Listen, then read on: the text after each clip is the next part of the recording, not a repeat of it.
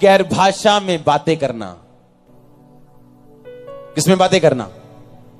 अगर नहीं है प्रभु आपको देगा।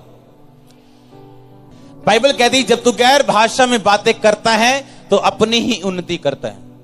जो गैर भाषा में बातें करते हैं वो अपनी उन्नति करते हैं। जो भविष्यवाणी करते हैं वो कलीसिया की उन्नति करते हैं। इसलिए अगर तुम अपने शरीर, प्राण, आत्मा की उन्नति चाहते हो तो तुम गैर भाषा में बातें करोगे।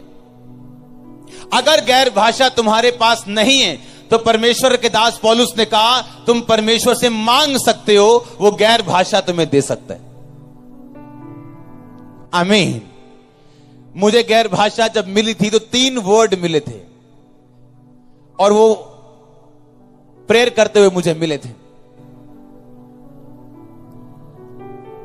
अगर आप गैर भाषाओं में बातें करें तो आप स्वर्गदूतों की बोलियां बोलेंगे और बाइबल कहती है कि आपकी प्रार्थना शैतान समझ नहीं पाता और आप भेद की बातें आत्मा में होकर परमेश्वर से बोलते हैं।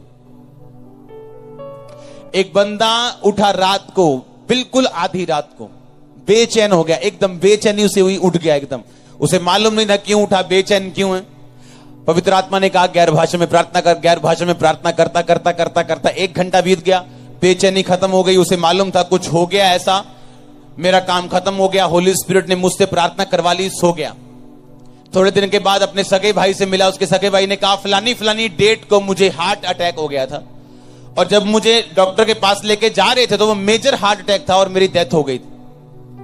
और मुझे मालूम नहीं क्या हुआ उस टाइम कि एकदम से मुझे झटका सा लगा और मैं उठ गया और मेरा हार्ट ठीक है अब तक।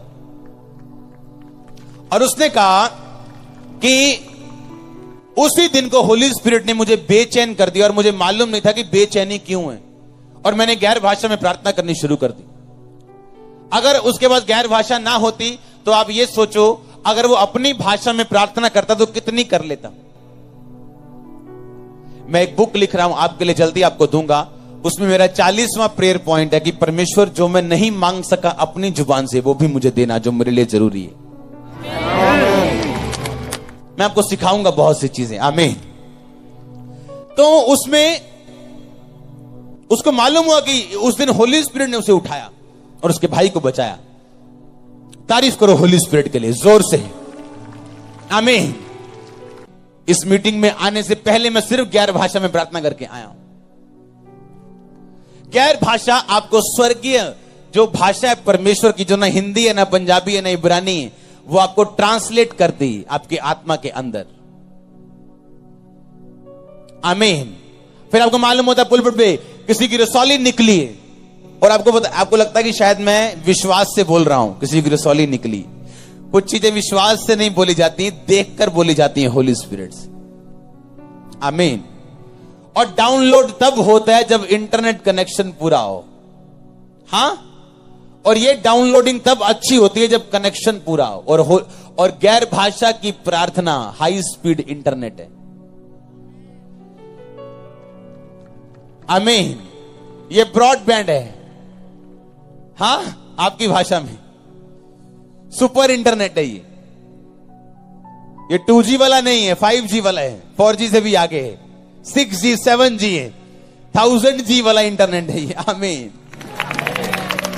और आपके ऊपर डाउनलोड होती हैं चीजें। आपको मालूम होता है आपका सगा भाई कोई गलती में है, आपके सगे भाई का दोस्त गलत है, आपको मालूम होता है चीजों को, फिर आप ध्यान से उन चीजों को कवर करते हो।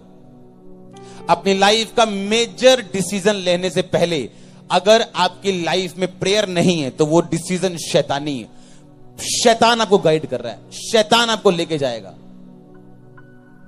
अगर आपकी लाइफ का मेजर डिसीजन लेने से पहले अगर आपकी लाइफ में प्रेयर नहीं है और गैर भाषा नहीं है तो हालेलुया। तो गैर भाषा में बातें करना यह विश्वासी की निशानी है। बाइबल कहती है, मरकुस उसका लास्ट बाब कहते हैं, जो मेरे विश्वासी होंगे वो अन्य अन्य भाषाएं बोलेंगे। हालेलुया।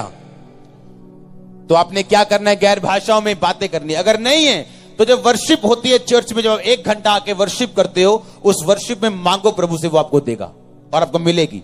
इस चर्च में आपको मिलेगी, जहां जहां भी जीवित चर्च है आपको मिलेगी। आमीन। कितनों को समझ आ रही है?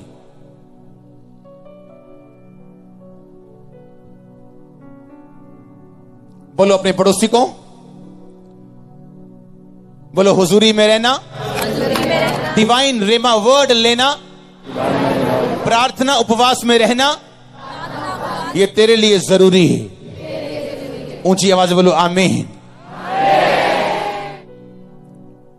आमीन। ये आपके लिए क्या है? जरूरी है। पांव को परमेश्वर एक्सेप्ट नहीं करता। बाइबल कहती है विश्वास से तू उससे सब कुछ ले सकता है।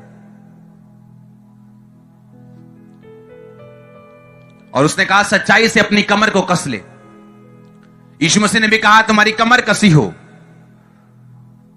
पौलुस ने भी कहा अपनी कमर को कस लो। लेकिन कमर है क्या? वो हमें पतरस ने सिखाया। उसने कहा अपनी अपनी बुद्धि की कमर कस लो। कैसे कसोगे? वो हमें इफ्सिया में पौलुस ने सिखाया। उसने कहा सच्चाई से अपनी कमर कस लो। यीशु मसीह ने कहा कमर कस लो।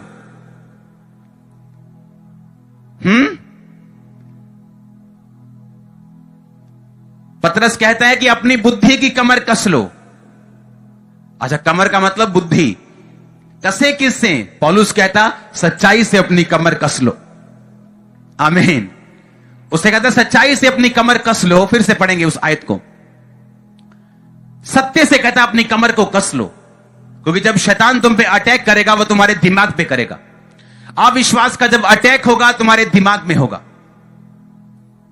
तुम्हारे आसपास क्या हो रहा है, इससे अपने विश्वास को इस चीज पर केंद्रित मत करो। अपने विश्वास को इस चीज पर केंद्रित करो जो वचन में लिखा हुआ है वो सच्चाई है। वो मेरा परमेश्वर है, वो चंगा कर सकता है, वो छुड़ा सकता है, वो एकमात्र परमेश्वर है। ये वचन में लिखा और यही मेरे विश्वास का आधार है। क्योंकि आज मुझे प्रार्थना का उत्तर मिल रहा है। एक समय था जब नहीं मिल रहा था। आज किसी को कामयाबी मिल रही, लेकिन एक समय था जब नहीं मिल रही थी। तो अगर हम दुनियावी तरीकों से देखेंगे, अगर हम ये देखेंगे कि मेरी जिंदगी में क्या हो रहा है, उस पर अगर मेरा विश्वास रहेगा तो वो तो तब रहेगा जब होगा काम, और जब तब नहीं रहेगा जब काम होने बंद हो जाएंगे। तो इसलिए परमेश्वर ने कहा अपनी कमर को अपने आसपास की घटनाओं से नहीं, अपनी बुद्धि की कमर को सच्चाई के साथ कसना है। और बाइबल कहती है इस दुनिया में सब लोग झूठे हो सकते हैं, देश झूठे हो सकते हैं, लेकिन जो आपके हाथ में ये वचन है ये कभी झूठा ना था, ना है और ना हो सकता है। ये जो आपके हाथ में वचन है कभी झूठा नहीं हो सकता। आमीन।